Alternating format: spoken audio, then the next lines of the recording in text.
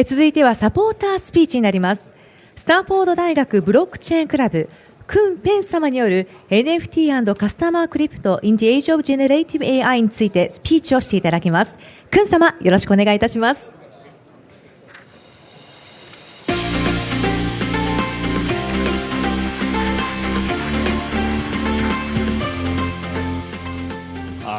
Hi guys, thank you for having me here. My name is Kun Peng, and the founder of the Stanford Blockchain Accelerator. Actually, most of the startups from the US you saw, like RNSID and the Oraculus or like RMFT, and there's PASS, they're from the Stanford Blockchain Accelerator. Also, the founding partner of Stanford Blockchain Builders Fund, invests in some of the best deals from the Stanford Blockchain ecosystem. So the topic today is going to be on the NFT, and then also generative AI, kind of the cross-section of the NFT and AI. So the agenda is going to be, I'm going to level set first, going to have the NFT first, like kind of intro, and then also like generative AI overview. And then later on, I'm going to kind of dive into the cross-section of the two, like the generative AI and the NFT, and also some of the future potentials and considerations of the intersection of the two interesting technology. So just to level set here, and I think most of you here know about NFT. It's like anything that's like no fungible. That's a fairly academic term.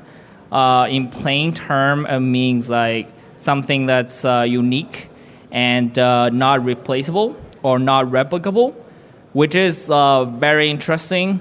In the physical world, you don't actually need kind of that, or that kind of property is kind of common. Like it's really hard to reproduce or replicate stuff. But in the digital world, actually, this kind of property is very special because you can just copy and paste and mass produce immense amount of objects. So the ability to make something unique, and it's kind of very interesting and unique in the digital world. That being said, this property enable a lot of interesting innovations in space, such as the case of digital collectible. Some of the pieces you saw, or pictures you saw here, Bored Ape Yacht Club and Meebits are like two of the most collected and tweeted digital collectibles. And then also fine art, music, some like virtual land, like people transacting on Decentraland. It's a very lucrative, and there's a lot of trading volume as well. And also, the NFT can be used for other stuff like event ticketing, gaming assets, and also NBA Top Shots, which is very interesting for sport events, and also to can also record certain moments, specific or special moments of a sport game. In addition, they can also mirror or reflect something in the physical world, like a physical collectibles and sports memorabilia, and also like some physical properties like cars and homes, etc. So there's a lot of things that will enable, and I think it will be way more innovation that will be enabled with this amazing technology going forward. And then generative AI is the second topic, which is very interesting, and came out really big last year with release of ChatGPT 3.5 end of November of last year by OpenAI. So it's basically an algorithm that can be used to generate or create new content. And the content can be any type, like audio, code, images, text, simulations, video, etc.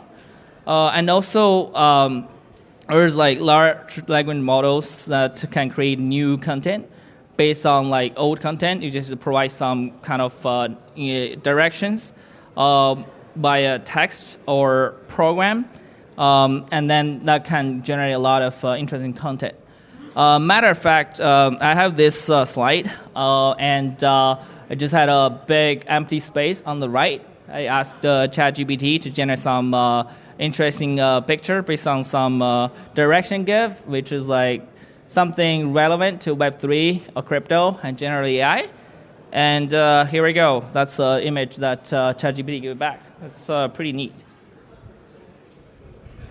And then just want to dive a little bit deeper into generative AI. So I just putting a prompt, something very simple and straightforward. Give some constraint like Tokyo Dome, Web3, Japanese anime, and then NFT ticketing. And then within like less than like 20 or like 10 seconds, it came back with a pretty neat or interesting picture and also a description of it. Right? It's quite fast, and the picture I would say it's interesting given the instruction. However, I would like to be a little bit more Web3-ish. It just look good. It's actually doing checking, and it's very kind of techy, lively. There's Tokyo Dome there. But I wanted it to be a little bit more Web3, so I just added another instruction asking the algorithm to elaborate more on top of the picture, add more like Web3 elements to it.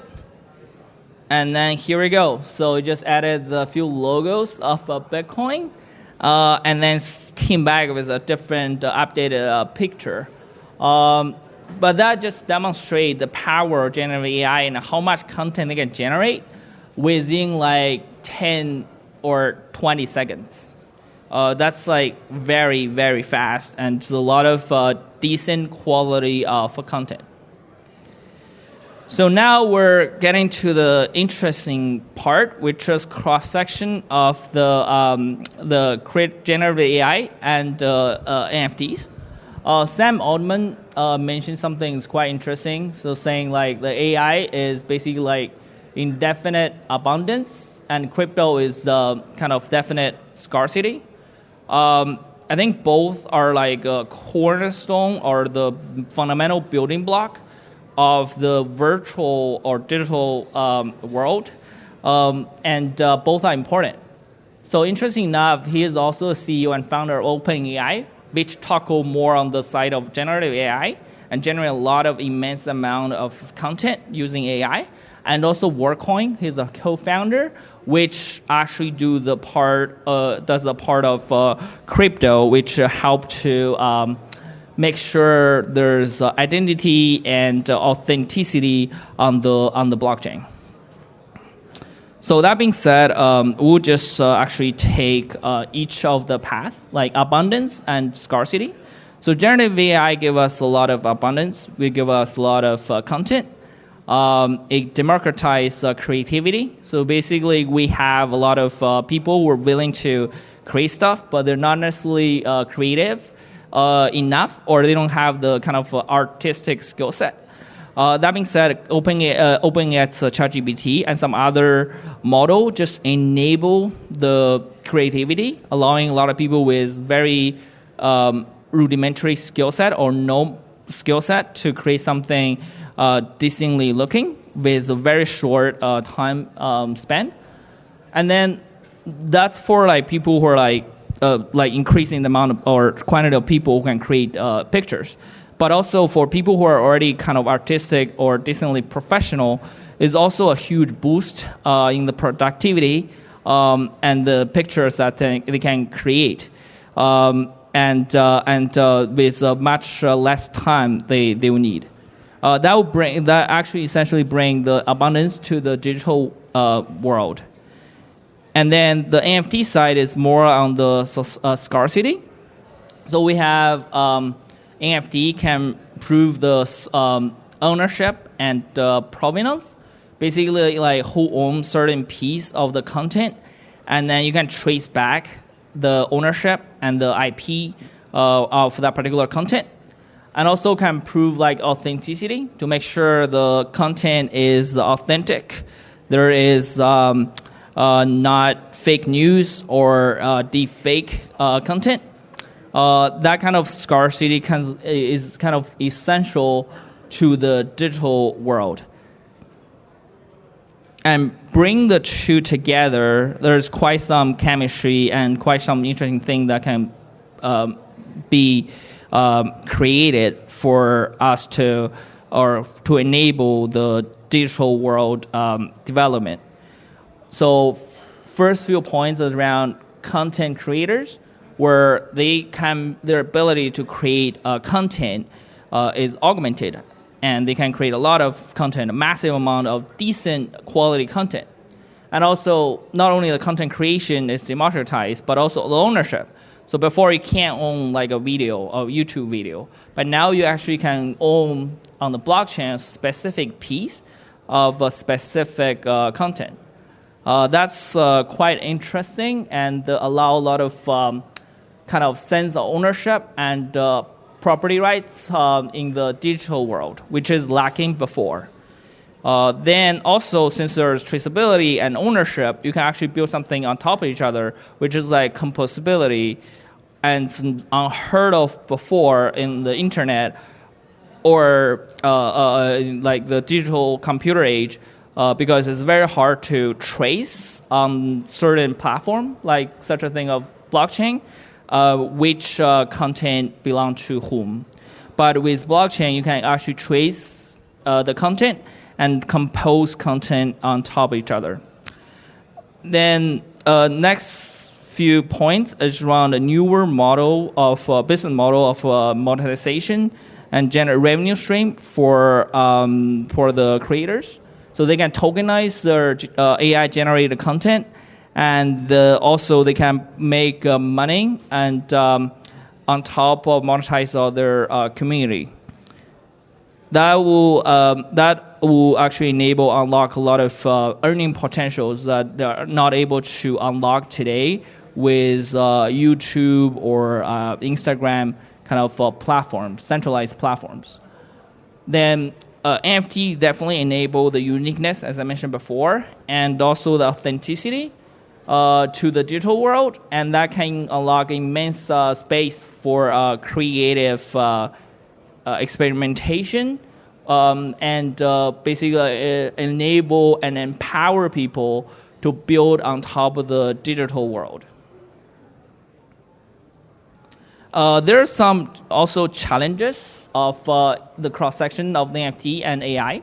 So one of the challenges is since generative AI, you can generate so much content, but it's hard to say which like jurisdiction those images are under and who own those images. So it's kind of blurry, the intellectual property and copyrights. And also, that's kind of blurry and unclear. And also, with generative AI, you can actually create too much content. So it's hard to say which content is a premium content, because before you need to spend hours or days to create a decent content. But now you can just spend literally like 10 seconds or 20 seconds. And I think with the development of the AI technology, which is very fast, I wouldn't be surprised in few years they can create a really high quality content in like probably sub 10 or 20 seconds, high quality YouTube video.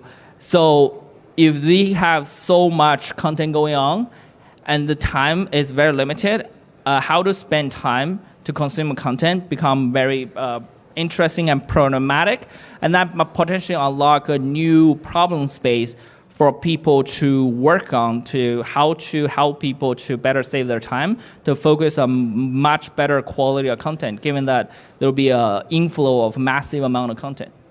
Also, the algorithm they use to create content might have some biases, so that it's basically garbage in, garbage out. You have like problematic or biased algorithm, and the result is quite misleading and can actually affect people or affect people's view on certain things. So there's quite some problem and there. And also, obviously, with people who have lower kind of less skilled laborers, they will face a lot of challenges. They'll lose their job because before you probably go to a graphical designer to ask for design, but with ChatGPT, you can actually create some images within like matter of minutes or seconds. So you wouldn't go to graphical designer; they will lose a lot of job, and then they will feel quite disrupted. And then the cross-section of the two actually both have quite challenging user experience. As Chris mentioned before, the user experience for Wallet is quite poor. There's a lot of people are trying to do like the account abstraction and some improvement in the Wallet experience, but so far the experience is pretty premature. It's not need like the user or people engaging the tool to be fairly sophisticated and technical. So given all those challenges, there's still some promising example. I'll just quickly go over some of the examples. So AI art blocks is an interesting one. So it's basically programmable generative art, and then they do a marketplace auction of those art pieces. You can see that like the pictures are like kind of a combo of like 10 or 15 art pieces put together, and those art or like pieces of art are like immediately stored on the Ethereum blockchain. And I actually just checked like a few minutes before I came to the stage. The transaction volume of art blocks is already $1.5 billion, which is like hundreds of billions of Japanese yen, which is quite interesting and it's kind of crazy. Next one is AI companionship, and this is less developed and it's very new. Where with AI, generative AI, they can learn from the interaction and engagement with the users, like what they're thinking and their user behavior, and then you can evolve based on that. You can develop a unique personality over time and can participate in like conversations that actually are interesting and engaging for the owner. And also, you can use NFT to define that particular AI companion, because it's unique, and that's how you bring uniqueness in the digital world is through NFT. But also how the AI companion or AI chatbots talk to each other or transact with each other, communicate with each other is actually through cryptocurrencies. Because for them, dollars or yens doesn't make any sense. They don't recognize any fiat currency. For them, make a much more sense code, or like cryptocurrency, which is basically bits or code. Last slide is like the future potentials. As I mentioned before, the last few hundred years with industrial revolution, there are quite some development in the physical world. We see a lot of buildings, skyscraper being built in the physical world and the infrastructure. And then the last 40, 50 years with computer and internet, and mobile internet, I think we have a lot of development in the technology, like in the virtual world. And then with crypto and AI, there's further development of a virtual world. But also there are quite some technology working on the bridge between the two, such as the case of IoT, right? IoT is Internet of Things. Is basically how to bridge the virtual and of bringing data from physical world to the virtual world. And the VR and AR, virtual reality and augmented reality, is also the same thing, where they're trying to bring augmented experiences to like the digital world. And also metaverse is like certain norms, how you behave on the virtual world is also quite interesting. I would say with all that, with AI, crypto, generative AI and crypto combined, those would be like cornerstone of the next industrial revolution. And I think Tokyo Dome can actually heavily leverage the both sides, where they can generate massive, highly engaging images and materials and audios based on the user interaction or visitor interaction. And then from there, also issue NFTs as ticket and also interact with users accordingly. With that being said, I think that will conclude my presentation. Thank you so much for your attention and for your time. Thank you. ふう様ありがとうございました。